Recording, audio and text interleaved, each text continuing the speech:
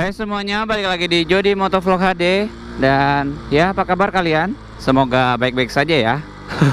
Sehat walafiat ya, amin. Dan ya gue adalah yang beberapa yang minta request gimana dong bikin dong cara naik motor kopling lah intinya ya. Tips cara naikin motor kopling. Nah, kali ini gue mau bikin video seperti itu. Dan di sini gue mau pakai motor teman gue minjam, dan seperti yang lo lihat gak ada spionnya. Karena ya begitulah, maunya gak ada spionnya, jadi ya oke. Lagi pula juga gue cuma di dalam komplek. Dan ya mungkin nanti gue ini juga sekalian mau ngisi bensin juga. Nanti pokoknya tonton terus. Pokoknya gue bakal bikin tutorial cara cara mengendarai motor kopling, oke? Pokoknya stay tune terus. Gua kali ini mau isi bensin dulu, soalnya tinggal satu strip, nggak enak. Jadi ya, oke. Di sini gua mau pakai motor Honda Verza yang 150. Dan kenapa gua lebih memilih Honda Verza sebagai motor untuk motovlog kali ini? Karena memang kan ini adalah temanya cara belajar motor kopling ya.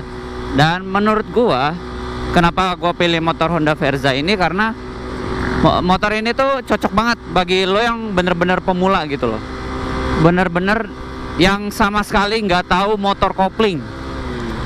Menurut gua motor Honda Verza ini adalah motor yang sangat ideal dari segi handlingnya, segi mesinnya, dan sebagai macam. Pokoknya menurut gue ini motor Honda Verza itu termasuk yang top sebagai motor pemula. Dan kalau di Indonesia tersendiri juga kan, Honda Verza itu adalah kayak seperti motor sejuta umat ya kan. Jadi orang Indonesia itu udah banyak banget yang punya. Dan di kelas motor ini tuh Honda Verza itu main sendirian bro. Jadi rivalnya itu nggak ada sama sekali. Jadi Honda Verza itu mungkin dia di sini bermain sendiri, dia di kelas segmen 150 cc tapi yang model seperti ini gitu loh. Mungkin ada ya Suzuki Thunder, tapi menurut gua itu bukan rivalnya, karena dari segi cc-nya aja dia udah ketinggalan jauh gitu loh. Verza ini dia udah 150 cc, sedangkan Thunder itu dia masih 125. Jadi menurut gue itu bukan rival. Tapi ya kembali lagi, motor ini tuh cocok banget bagi lo yang bener-bener pemula gitu loh. Tapi kalau misalnya lo punya motor kopling yang selain dari ini ya it's okay. Yang penting di sini gue cuma pengen share cara ngendarain motor kopling gitu loh. Dan ya pokoknya beginilah. Dan ini adalah jam sore pulang-pulang kantor. Gue di sini pengen muter balik sih. Bluebird sekarang ada Mobilio ya? Wah, gue baru tahu men. Yoi, Bluebird sekarang ada mobil baru ya, Mobilio. Keren. Baru lihat gue sumpah.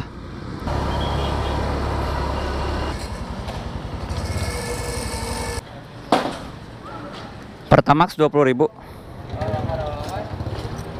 20.000.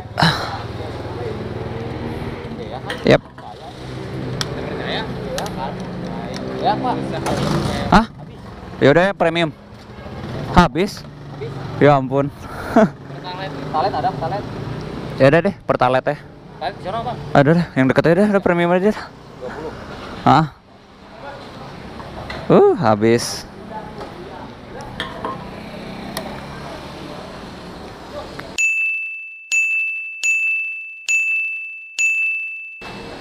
Bang, ini sama kamera, Bang. Iya. Sambil jalan ngerekamin gitu. Oke. Nih. Ya. Kasih. Oke. Sudah isi bensin dan sekarang saatnya bikin tutorial.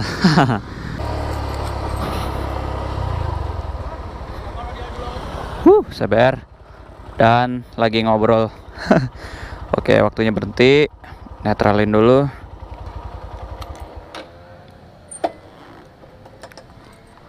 Oke.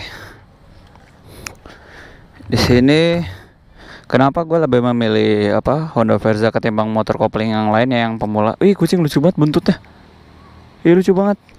Buntutnya bengkok gitu. Udah back to the topic. Oke, kita lihat sendiri di sini Honda Verza itu adalah dia cc-nya karena udah 150, ya kan? Jadi mungkin untuk sebagai pemula cukup besar, sekelas Fiction malah ya.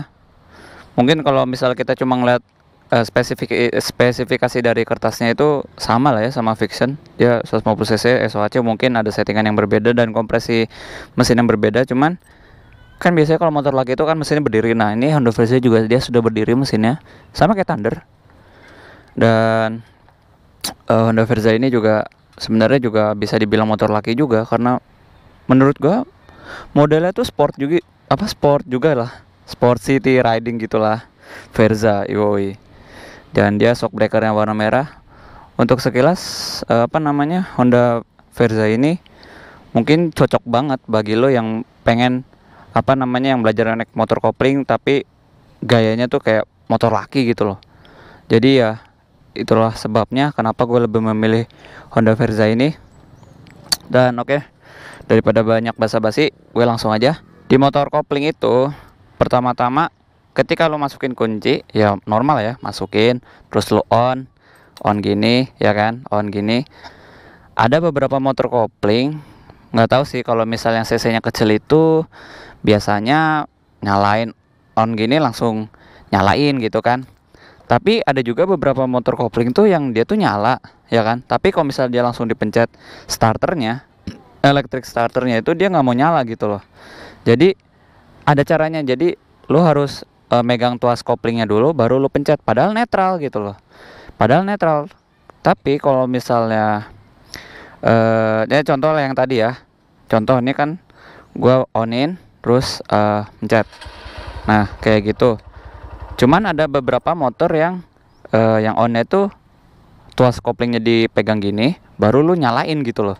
Ada yang kayak gitu. Jadi kalau misalnya lu langsung gini nggak nyala, coba tuas koplingnya dipegang gini, dibelakangin, terus langsung lu nyalain. Nah pasti nyala gitu. Jadi ada dua jenis motor kopling yang starternya tuh ada dua macam gitu. Itu menurut gua ya.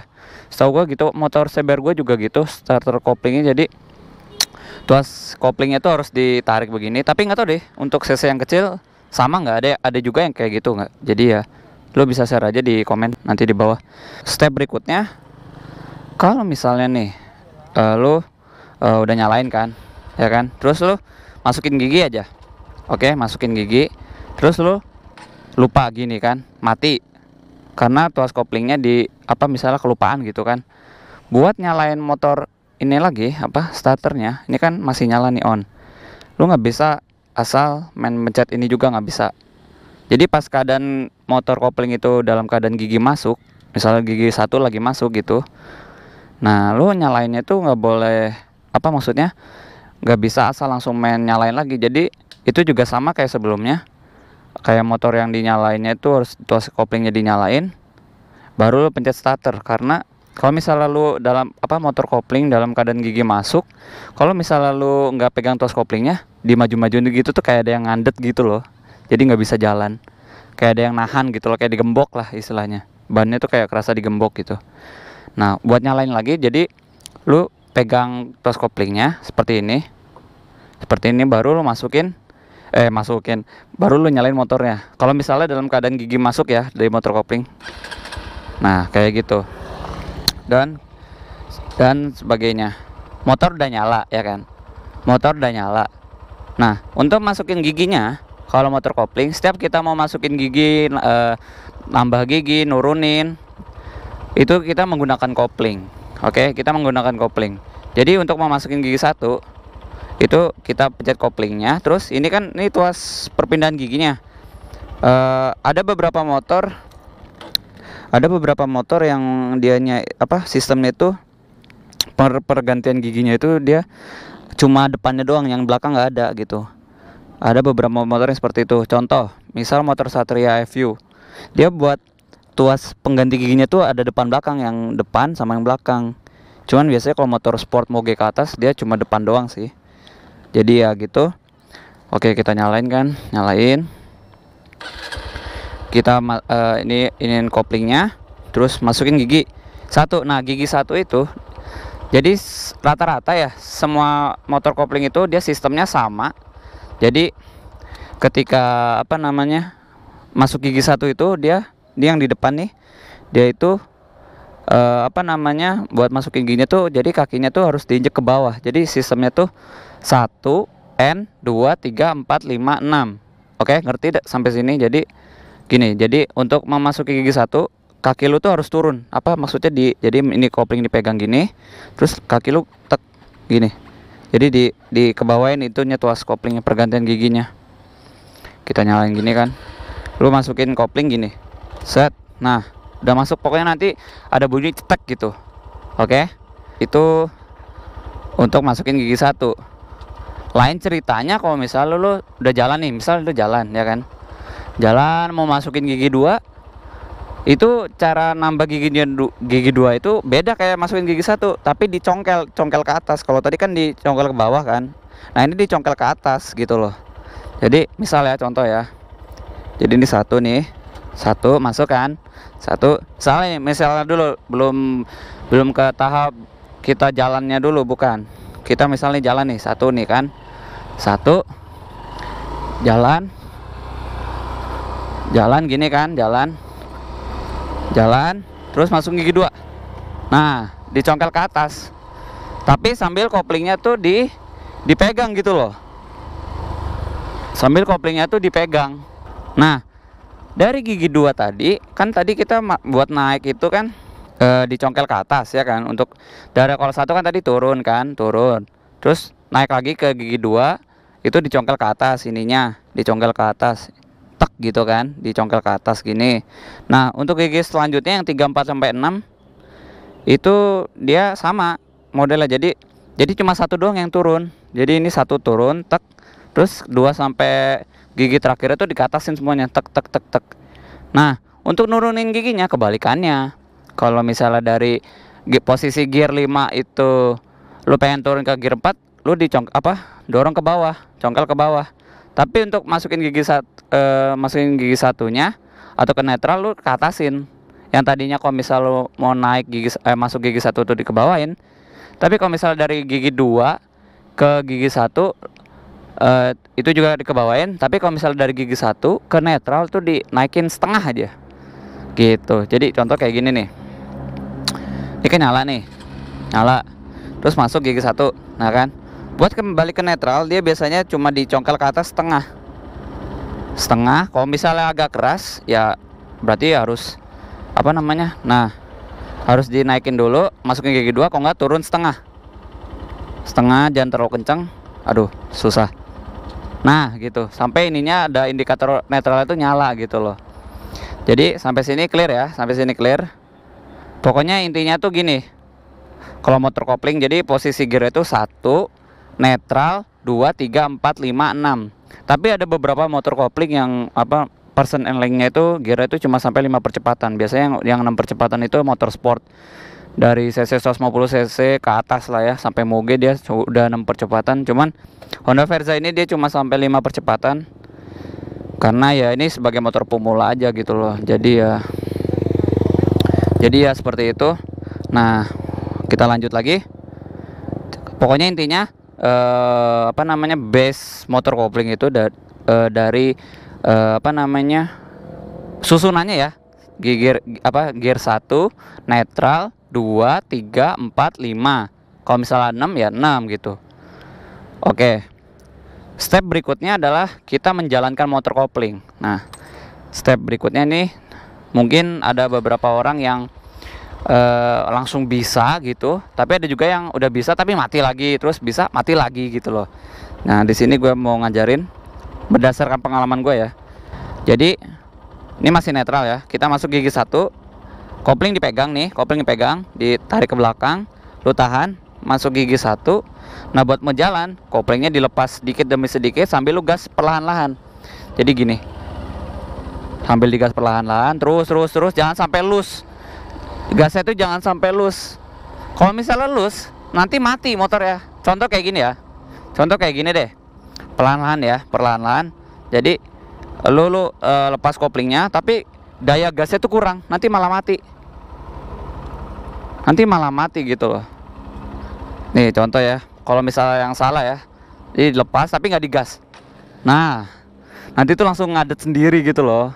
Nah untuk ininya ya, jadi buat nyalainnya lagi, kalau misalnya mati dalam keadaan gigi gear itu masuk gigi 1 gitu, tuas koplingnya dipegang, terus sambil lu starter lagi nanti nyala. Kalau misalnya nggak dipencet tuas koplingnya ya nggak mau nyala gitu loh.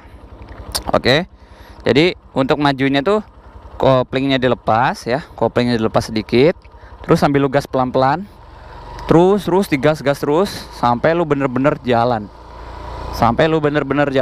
Oke. Nah, gue ini di sini udah jalan, oke, terus jalan. Nah, kalau misalnya mau ngerem, tips dari gue ya, mending kalau misalnya pelan-pelan kayak gini ya, kalau mau ngerem nih, lu sambil rem tapi sambil dipegang juga tuas koplingnya. Atau enggak, kalau misalnya lu kecepatannya agak cepet gitu ya, lu rem dulu, baru kalau udah mau pelan banget tuas koplingnya ditahan gitu loh. Jadi sambil apa namanya, dipegang tuas koplingnya biar motornya nggak mati ketika motor lu berhenti gitu loh. Oke, di sini kita mau muter dulu. Oke, jadi ketika lo mau ngerem, usahakan kalau misalnya dalam posisi kecepatan lo kira-kira udah mau lambat banget ya, usahakan langsung koplingnya dipegang begini, supaya menghindari motor kopling lo tuh menghindari mati gitu loh. Nah, kalau misalnya udah ngerem mau gas lagi ya kan, ya sama kayak tadi prosedur ya, tinggal lo kopling dilepas perlahan-lahan sambil lo gas gitu loh. Tapi daya gasnya itu jangan sampai loose gitu loh, jangan sampai kalah sama daya koplingnya dilepasnya, jadi harus diimbangi gitu loh. Oke, sampai sini clear ya, Sekarang kita lanjut ke tes tes perpindahan gigi 1 ke gigi 2 supaya lu lancar. Oke, ini gua sambil jalan dulu, cari tempat yang halamannya agak luas. Jadi kalau misalnya udah biasa tuh enak men, nanti pokoknya gimana ya, secara alamiah nih, nanti lu insting lu tuh langsung ini sendiri gitu loh. Nih ya, kita berhenti dulu di sini. Sini berhenti. Nah, kita ulangi lagi step yang awal, masukin gigi 1, terus langsung gigi 2 kita naikin, oke? Oke, kita maju sekarang. Kayak tadi ya. Kopling dilepas perlahan sambil gasnya gas gini sedikit demi sedikit, jangan langsung main asal brung gitu. Untuk menaiki giginya itu, gear kopling itu, jadi ketika lo misalnya RPM-nya udah naik banget sampai misalnya ngeden banget gitu, itu tandanya motor lo tuh gearnya tuh harus diganti naik ke atas gitu loh. Nah caranya, caranya gini, lo lihat ya. Jadi kita ke gas nih, terus koplingnya dipegang ya, terus personaling gearnya tuh lu congkel ke atas. Nah, kalau misalnya udah dikatasin gitu, kopling bisa dilepas lagi, terus lu gas langsung. Pokoknya nanti lu secara alamiah tuh langsung begitu sendiri gitu loh, langsung ngerti sendiri pokoknya. Kita ulang lagi dari awal. Ketika lo misalnya ini lo gas nih kan, gigi 1 nih gas, terus auto RPM udah mentok banget sampai ngeden banget, nah itu tuh tandanya lo harus ganti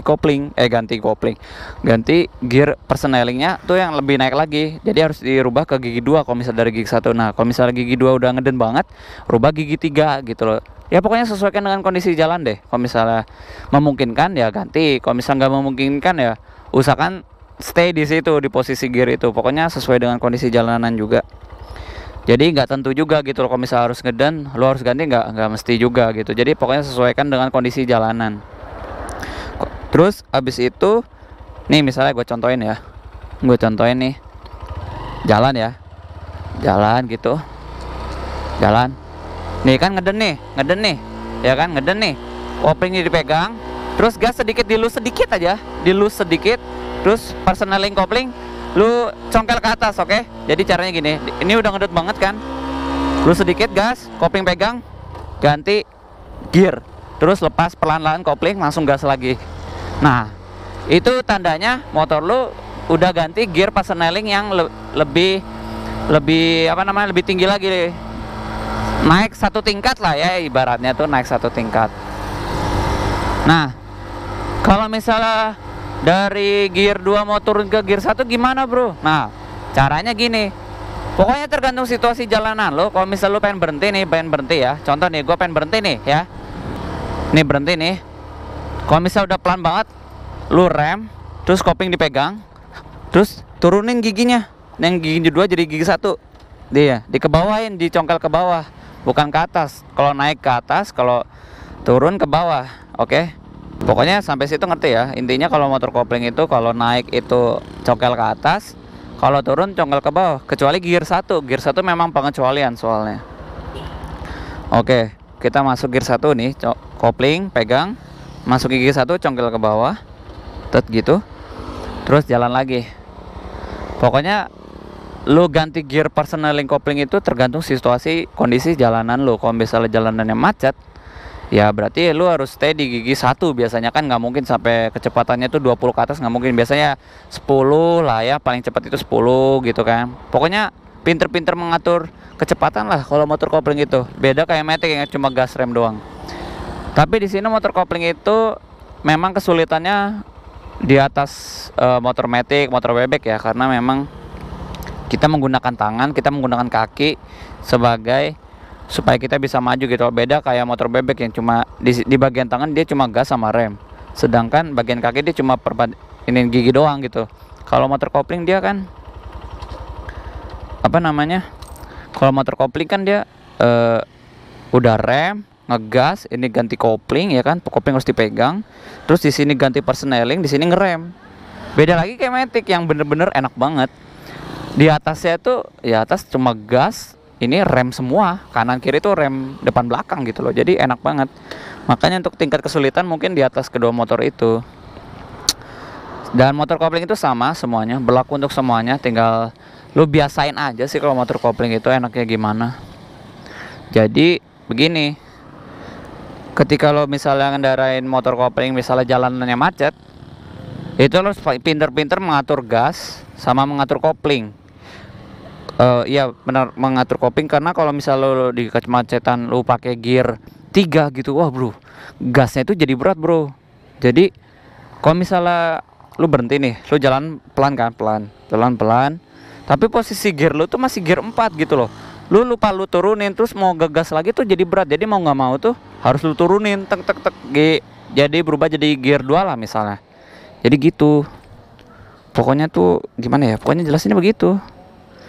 Karena kalau misalnya lu cuma ngeliat video ini, itu nggak bakal bisa men. Lu belajar apa, bisa motor kopling, bisa ahli motor kopling, karena lu harus bener-bener lu praktek sendiri. Nanti dari situ lu langsung dapat gambarannya, oh begini, oh begitu gitu loh. Karena kalau misal dalam video itu ya gue cuma teori doang sebenarnya, cuma teori dan ada visualisasinya gitu loh. Alah, bahasa gue berat banget. Jadi kayak gitu nih ya kan, dan ganti gear 2 nih. Nah, gasnya sedikit dilus, terus kopling dipegang, baru naikin gearnya. Nah, kita mau belok kanan. Kalau misal berhenti, usahakan gear 1. Kalau misal pelan-pelan banget kayak gitu, usahakan gear 1. Kalau enggak gear 2 lah, masih kuat kok. Nah, ini kan ngeden nih. Ini gear 1 pindah gear 2 nih. Nah, ini sekarang gear 2, terus jalan nih, terus jalan ya. Misal terus jalan nih, kondisi jalan di depan gue nih agak sepi nih. Kemungkinan bisa nih ganti gear 3 nih. Nih ganti gear 3, oke? Gear 3. Nah, udah masuk gear 3. Pokoknya semakin naik gearnya itu, gasnya itu juga harus disesuaikan.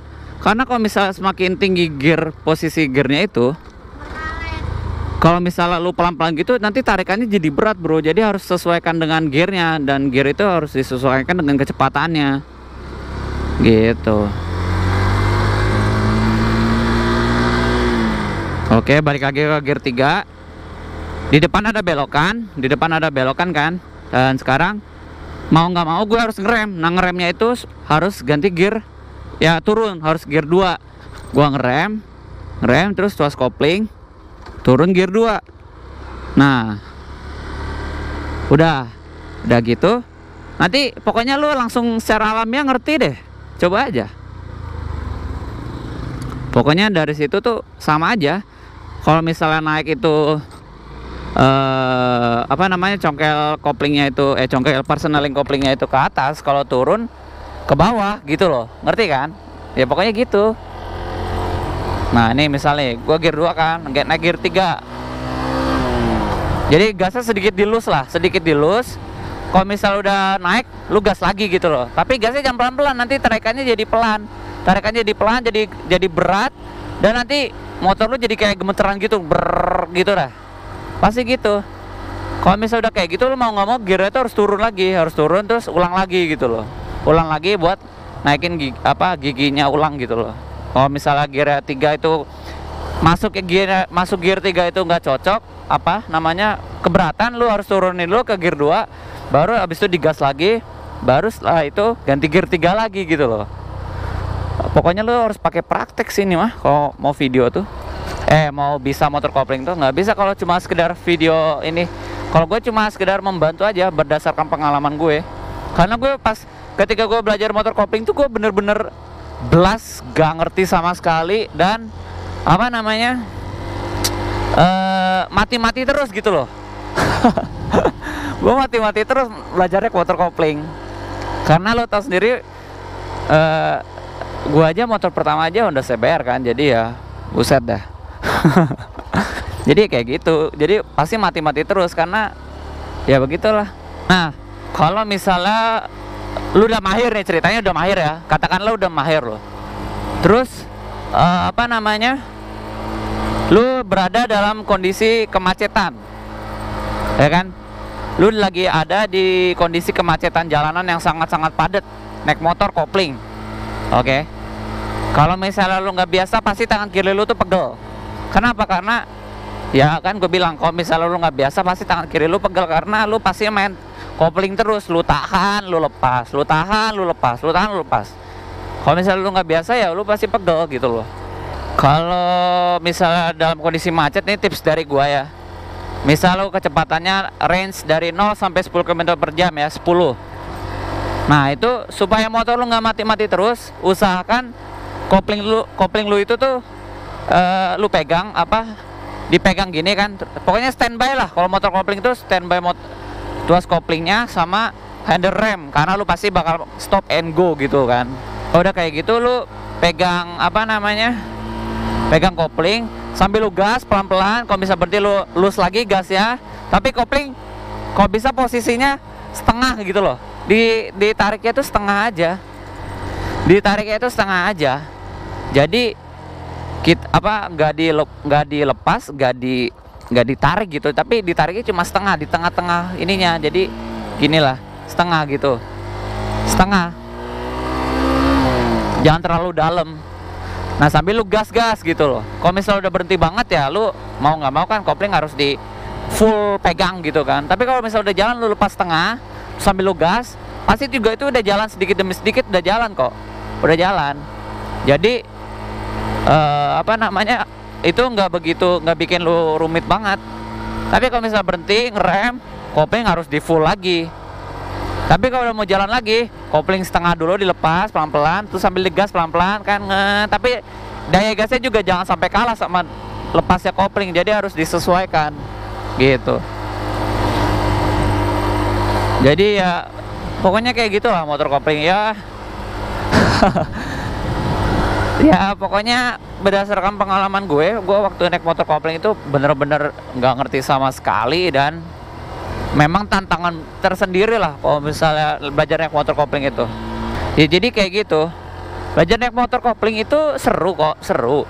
Cuman ingat, dia tingkat kesulitannya di atas motor matic sama motor bebek gitu loh. Jadi jangan disamakan. Kalau misalnya posisi tidur gini nih, ya lu koplingnya dipegang sambil direm, terus gas lagi, balik lagi, ngegas lagi gitu loh. Kayak tadi lah, pokoknya lu coba-coba aja. Pokoknya kalau cuma berdasarkan video yang gue buat ini, itu nggak mungkin bisa. Sampai kapanpun lu nggak mungkin bisa belajar motor kopling. Mau nggak mau lu harus coba langsung ke lapangan. Kalau misalnya nggak ada motor kopling, coba pinjem lah, atau siapalah Pokoknya harus benar-benar coba gitu loh bagi lo yang nggak bisa motor kopling. Tapi ingat, naik motor kopling itu nggak segampang yang lo kira, dan tentunya lebih berbahaya kalau misalnya lo nggak biasa nggak biasa naik motor, apalagi nggak biasa naik motor. Itu pasti jauh lebih berbahaya. Jadi jangan lu anggap remeh motor kopling yang cc-nya kecil gitu, jangan lu anggap remeh. Dan ya mungkin segitu dulu video untuk kali ini. Semoga video ini membantu ya, membantu lo yang bener-bener lagi belajar naik motor kopling. Pokoknya gue berharap video ini membantu, dan kalau misalnya ingin bertanya-tanya tinggal di komen aja.